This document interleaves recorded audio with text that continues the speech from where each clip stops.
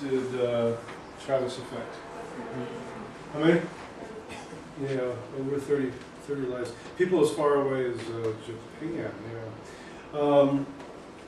You may have heard her say, Kristen say, that up to about 50 or more people can be affected in your one donation.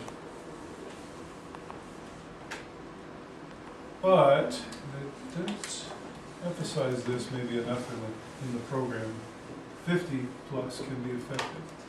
Somewhere around 50,000 a year die, not getting the organ that they may need. Now, that doesn't mean that you're going to save up to 50 people, of course, and your own demise and you're donating yourself. There's only so many vital organs to go around. Your heart and your lungs, liver, both kidneys, etc. But there's still a lot of people that can be enhanced. And you heard that. Corneas, ligaments, skin. People that suffer really traumatic burns, third-degree burns where over 50% of your body, and you're pretty much knocking on death's door at that point. Even skin can be given, but a lot of people do end up dying. That's families that are affected too. But again, you're just asked by the state, you want to be a part of it or not, when you get your license, and then when you go back and renew your license another 5 years later, they ask again, yes or no, and there's no pressure.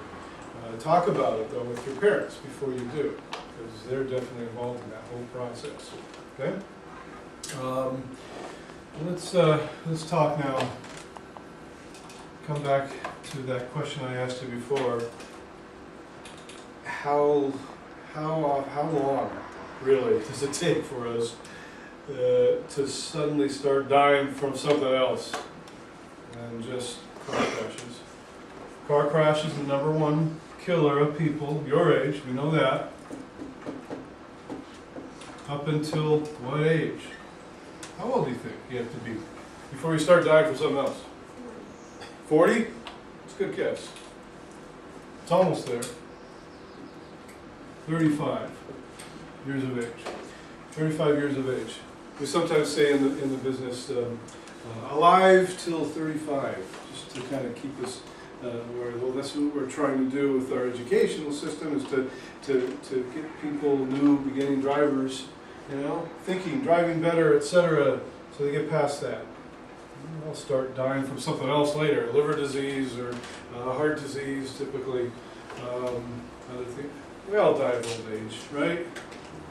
Come on, what's the average lifespan of somebody in this country? What is it? Yeah, it's up in the 80s. 84 for women.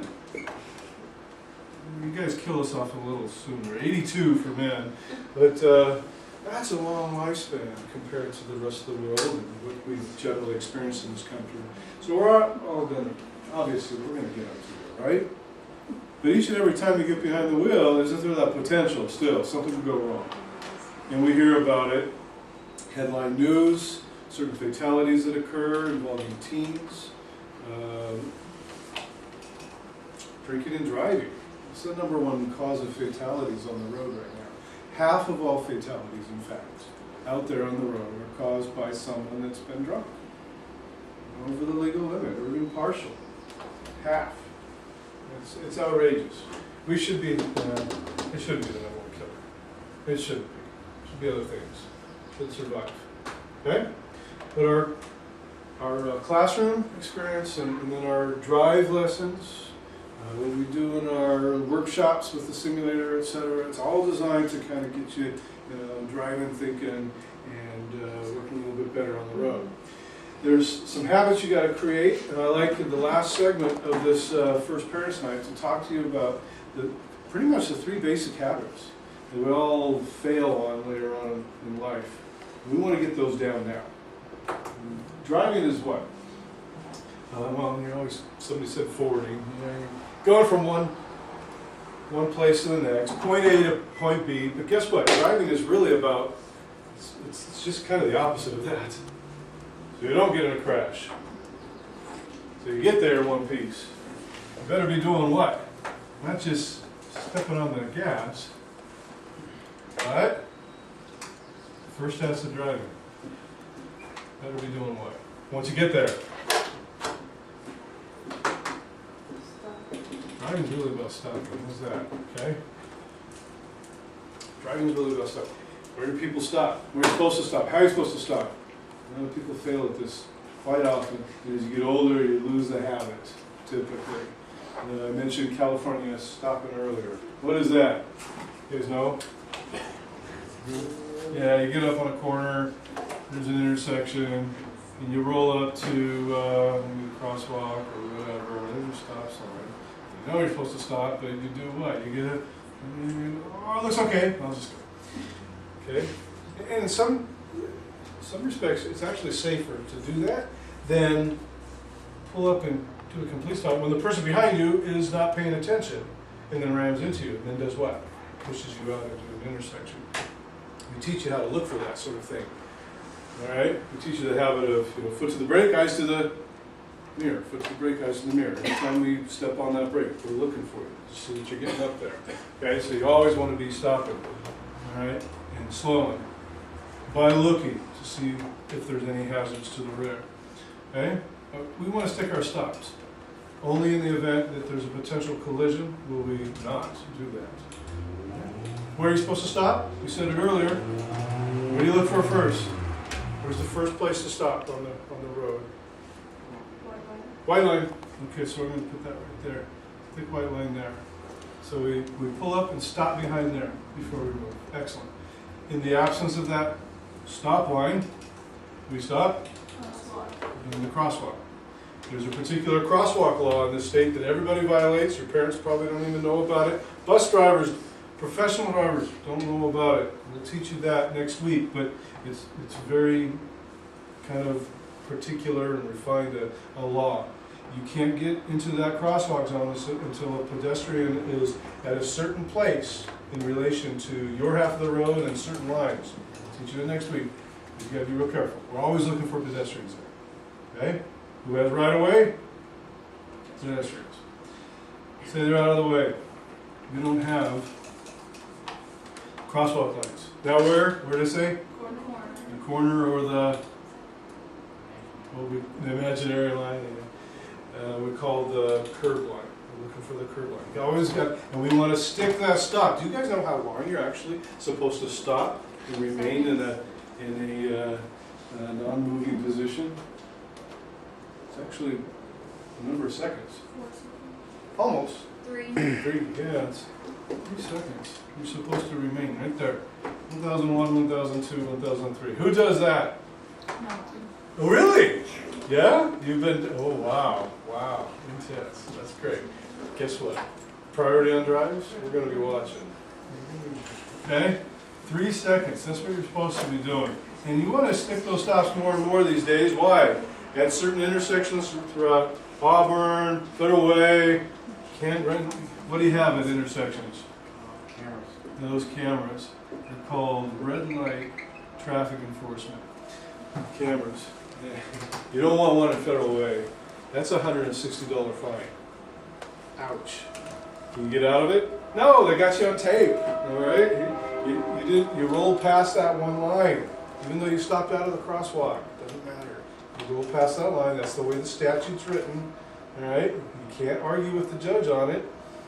Guess what? You get that fine. Does it go on your record? Fortunately, no. They keep that off the record. They call this the equivalent of a parking violation. Okay? Not a moving violation. Although if a cop were to cite you, you would get a citation as a moving violation there. Okay? So that's a good reason why we do this.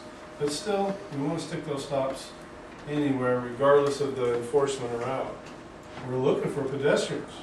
Number one person killed on the road. Gotta watch out for them. That's one of our bad habits as we get older.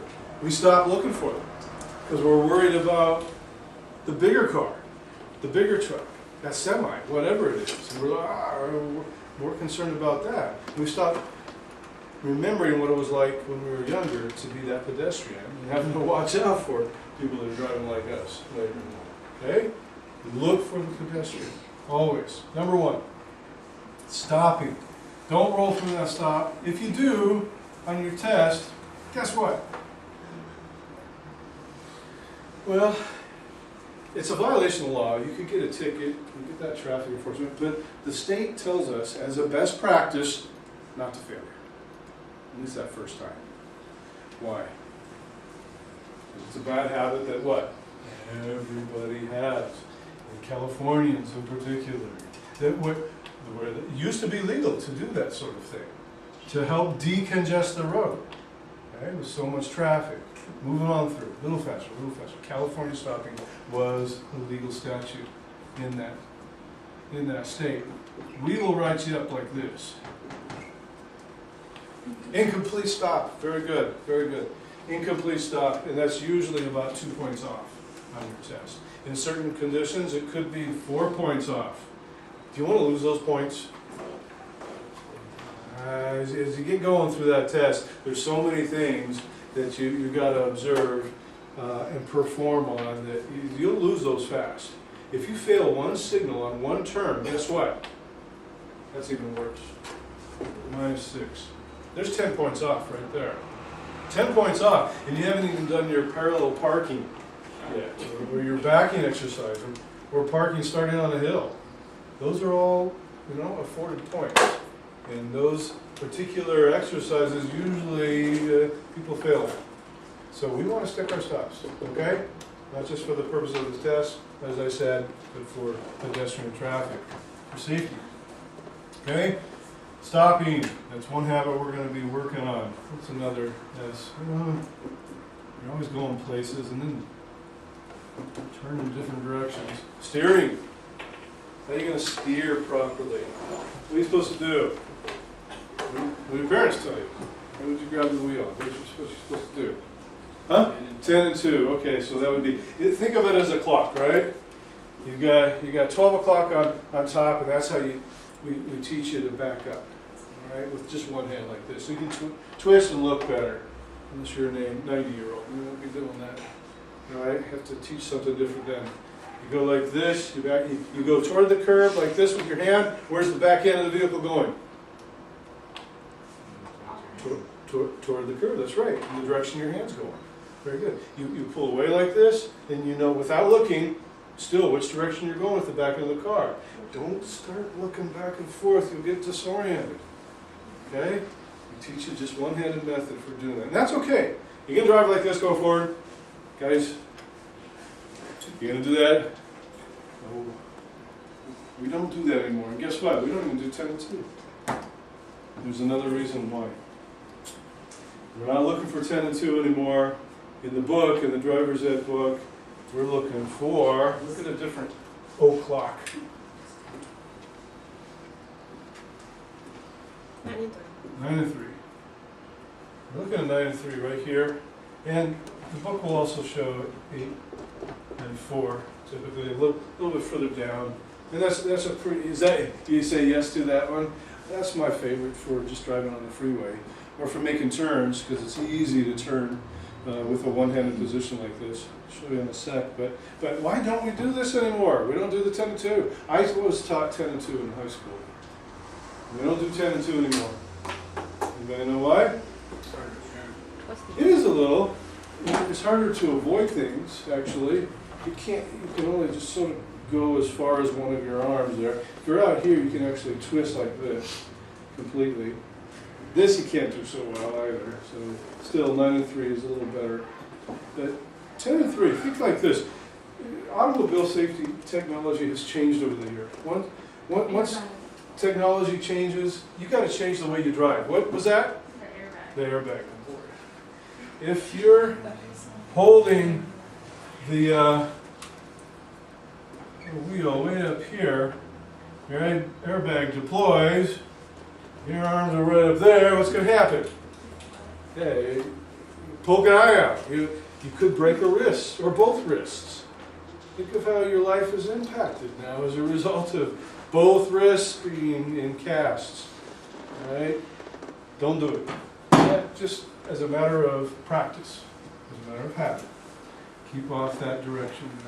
Down here is what we're looking for. Okay? That's how we hold while we're steering. Hold straight down the road, typically. And now we're turning. How do you make that turn? How are you supposed to steer the wheel? Let me see.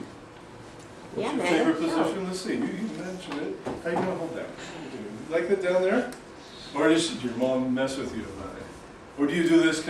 Anybody do that? Better not. Okay. Don't look at me. Okay, so what can you do if you're holding down here and you're making a turn? Which hand? You do hand over hand. Okay, that's what the book recommends. Okay, hand over hand, what she's describing is this. You're going right, hand over hand. Okay, you're going left, hand over hand. And what do you do when you come out of the turn? What do you do with the wheel? Use the hands. Let go? No. Let go. And the car does what? Magically. Yeah, it straightens out on its own.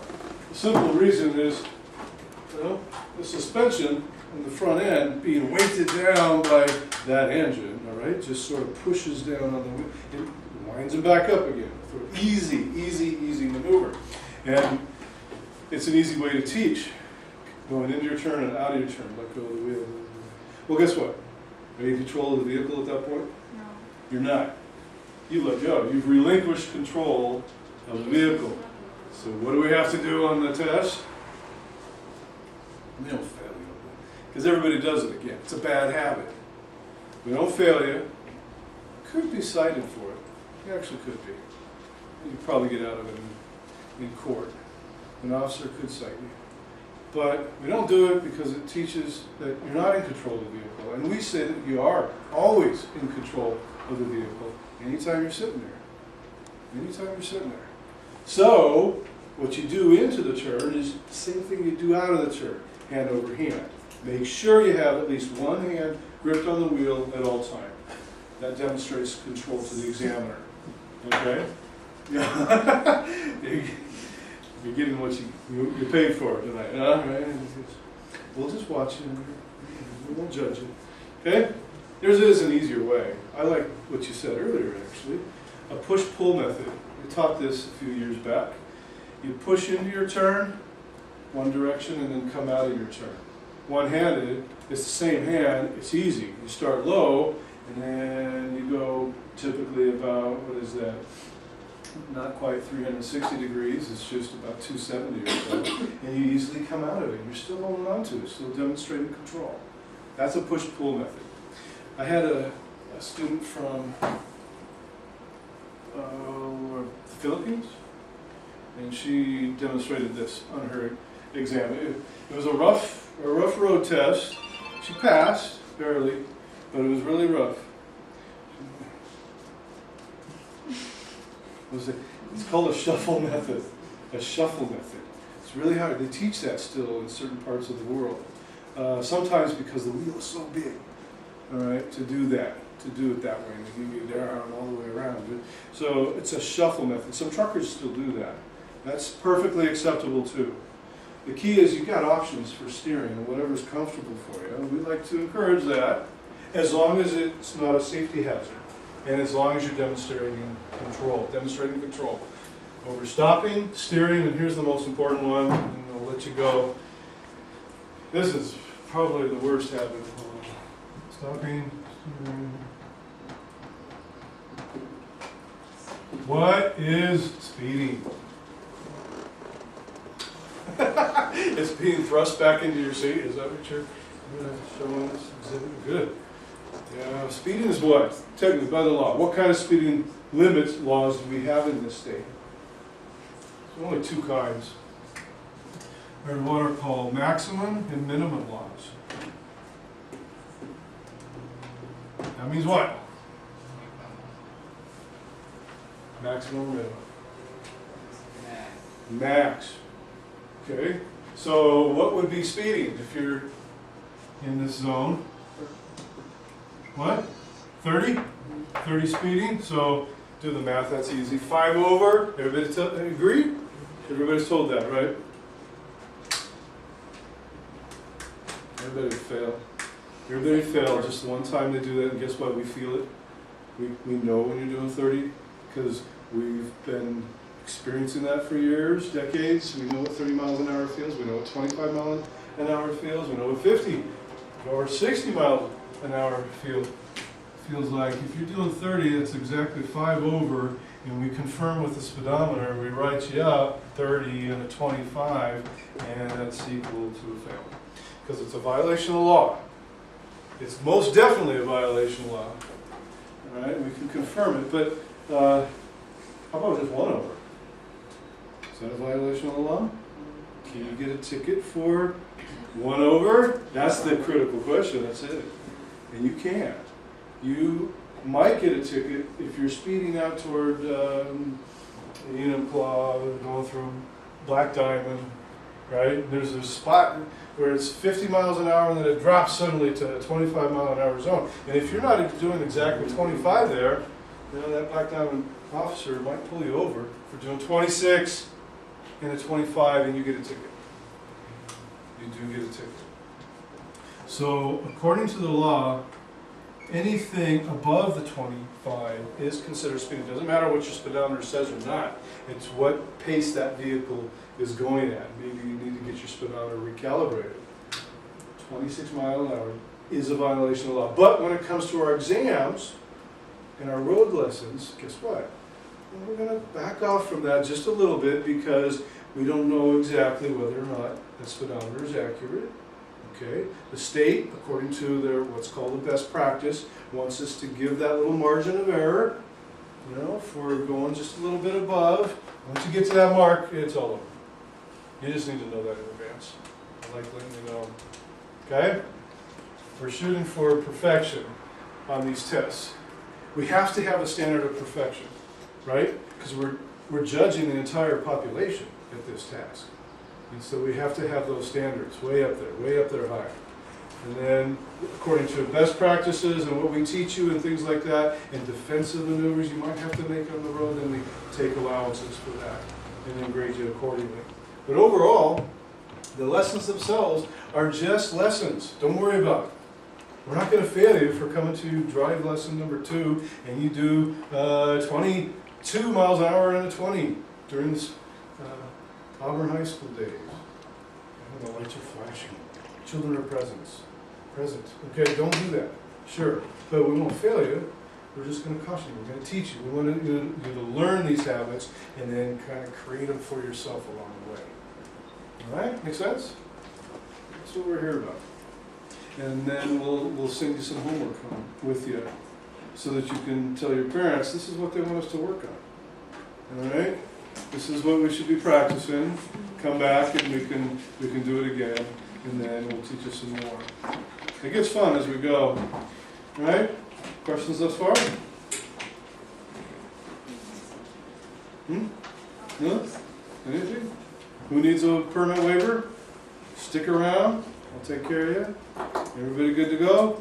All right. Make sure you sign in that far right column. Go ahead and put my name under where it says instructor, again, Richey, Mr. Ritchie. And then you sign in the far right corner, and I'll grade you for today. What's a passing grade on your test in here? You guys know? 96 is great. Yeah, that's good for examiner work. No, you can get it a little lower. Yes. We're not gonna get. Say it again. Ooh, even a little lower. 80. You gotta get a minimum of 80, kind of a B minus sort of thing to pass everything. Okay? We're gonna sign in and then go ahead and kind of slide your folders to the middle, and then I'll sign off on you guys, and I'll get your waivers.